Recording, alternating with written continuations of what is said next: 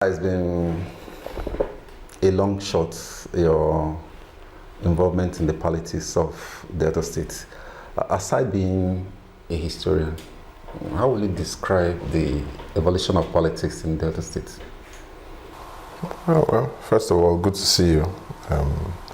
It's been a while and Happy New Year. I think it also depends on where you're looking at the politics from. You're looking at from the Midwestern into the division of Bendel or Delta. You're looking at the time of Chief Felix Ibru, all through the military era into Chief Ibori, which is where most people would rather refer to as really the foundation of politics, which took roots. I'm sure you know that by the time Chief Ibori came, of course, built a formidable army and team of structure. And after him, we had Dr. Douin, and after his tenure, you know, you also agree that he was larger than life. Ibori was everywhere, and practically became the father of modern politics at Delta.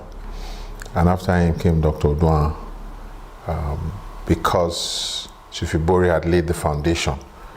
Dr. Douin tried to take the state to another level with programs and projects. And then, of course, Senator Ifeanyi Okowa. By the time Okowa came in 2015, he also tried to, you know, replicate policies that impacted directly on the people. So three of them, actually, in their own various ways, have given Delta what we have today. And of course, with the current governor trying to do his bit to add value to the lives of Deltans. So I think that it has evolved. It has evolved from a single lane on Nebisi Road in those days. It has evolved to, I mean, people really come to Delta today. It's a surprise. I agree that the geopolitics is the dynamics are different, but the actors are still the same. In 25 years, we've had the same actors basically who have been around. So Delta is one big place. Every local government is like a state capital on its own. And so the kind of infrastructural development here may not be the same as some other states that have here. So I think basically, depending on who you are speaking to, in my case, I'll say that Delta has evolved. There's a lot to do, more to do. And if you look at Dr. Douin's time, after Chief Ibori had tried to lay the foundation, what Dr. Douin tried to do was to look at Delta Beyond Oil, big legacy projects. You saw the schools, you saw the policies on healthcare and all of that. And then when Senator Okowa came, he tried to deal directly with empowerment, empowering the person. So you saw the programs on youth empowerment, you know, and all of that. So three of them, and you know, I mean, Dr. Douin and Senator Okowa were all foundational members of Chief Ibori's government. So there's that history.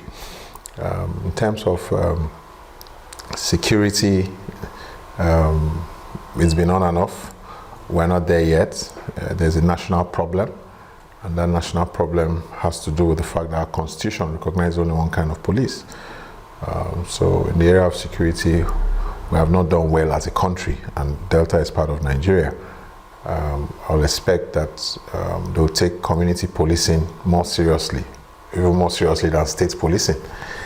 because I am of the opinion that once community policing exists, 80% of the kind of crimes committed today in our communities will cease to exist, almost cease to exist. Because when I say community policing, I just say that, look, transfer the leadership and authority of policing in the local governments to the council chairman.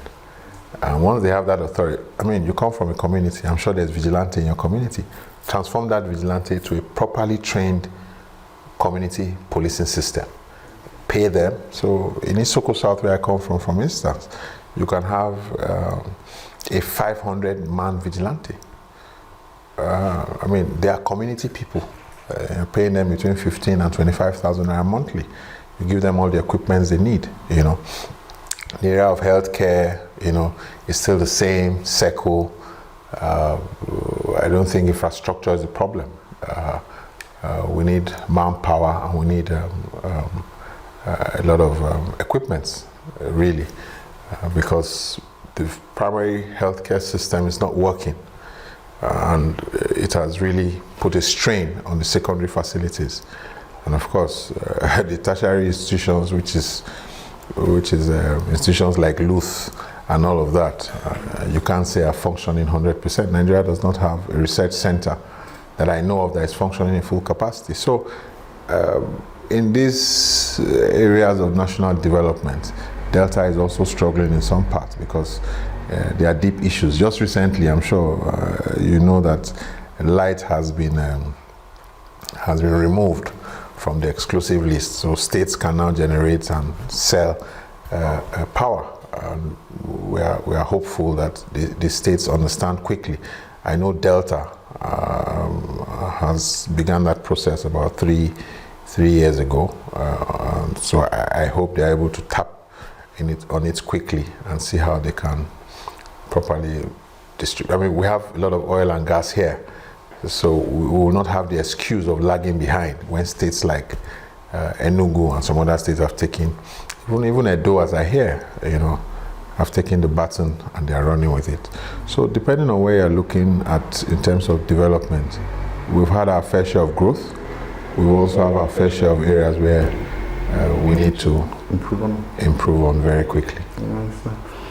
Before I go into the mainstay of politics in Delta states today, let's look at, you talked about local government. You were active in the local government, you were the local government chairman. That should be Ikpokpo South, to be precise. It is often impressing the minds of people that a lot of creativity is expected at the local government governance. What was governance to you, and what informs your disposition to governance at the local government? Oh, I think that first of all, you must be prepared. And unfortunately, there's this general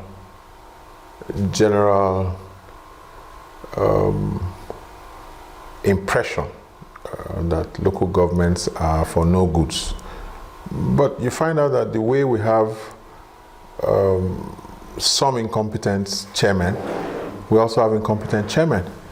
And I think that also affects all tiers of governance across the country. There's a dearth in recruitment across the country, whether it's in the National Assembly, whether it's even amongst governors, senators, even presidents. Is a big problem in the country. It's not about just local government. But I was prepared. And what we did, and my team, was to look at areas of focus. Don't forget that outside being chairman, I also became Algon chairman. The longest in Delta, you know, and we came in at a time when recession had just begun to hit us. And so what we tried to do was to see how we could strengthen the areas that we're focused on, the plan, the program, the agenda, areas of healthcare, areas of security, education. Those were very important areas for us, how to get kids back to school, how to make sure schools were functioning optimally, and making sure that children were not littered on the streets, how to get parents, to attend meetings and try to. We set up a drug revolving fund for our primary healthcare centers, ensured that healthcare workers were going to work. There were challenges of transfer and posting, and we put our foot on the ground. At that time, there was a big problem. We met a wage bill of about 6 point something billion. I don't have the figures, and that was strange. While the local government was huge in terms of recruited staff, we were surprised that the wage bill was that huge. So we employed the services of a consultant. I remember InfoSec then. I approached my friend and I mentioned to the governor, Senator Okowa, who I must confess had a way of treating local governments very differently. Yes, very differently. I think that may also have been as a result of the fact that he was once Secretary of Council and Chairman of Council. But beyond that, he also understands the importance of ensuring that local governments function well for the benefits of the state. So I think I came prepared. I came prepared with my team, and from the get-go, we set the ball rolling, and were able to achieve the little we did, even when we had challenges of funding. Isoko South was one of those local governments that were in minus for 6 years. Isoko South, Ethiopia East, Ughelli North, Ughelli South, amongst the 7 local governments that had challenges, and it was ingenious at the end of the day. In fact, the story of how we is a story for another day, but somehow we got out of that, and then we tried to stabilize the local government. People want to trust leadership, and so you must have an open door policy. People want to be able to reach you as chairman of council, so you must be available for them, whether in the office or in the community. And one of the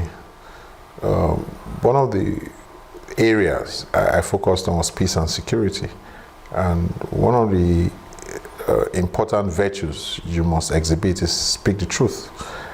When there's a case before you, try not to take sides, because once the communities are in turmoil, your local government cannot be in peace. So I'll say that my 6 years as chairman was adventurous.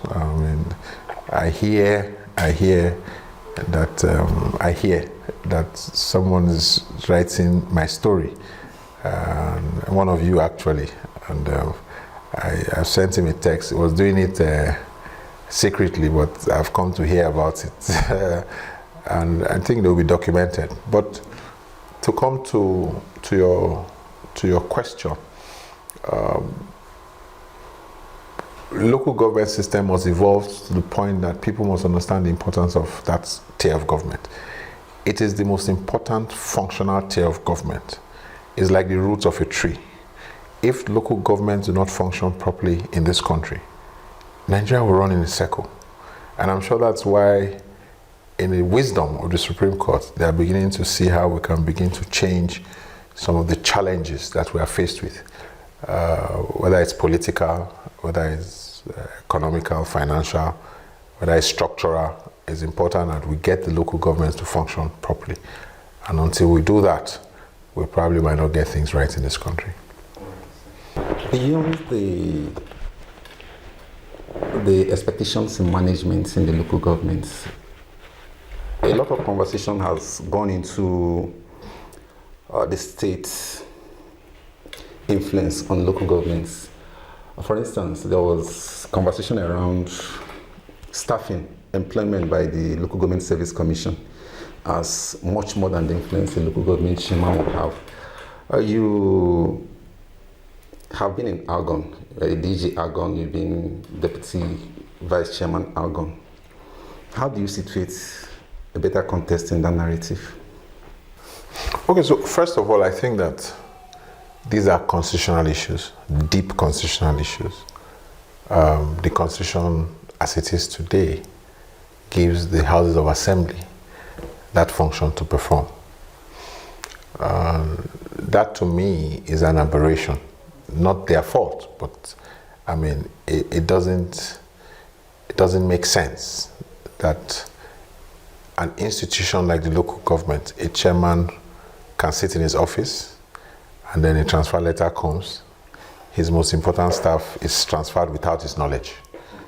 I think local governments should be allowed to operate their own commissions, transfer their own staff under the authority of the chairman of council.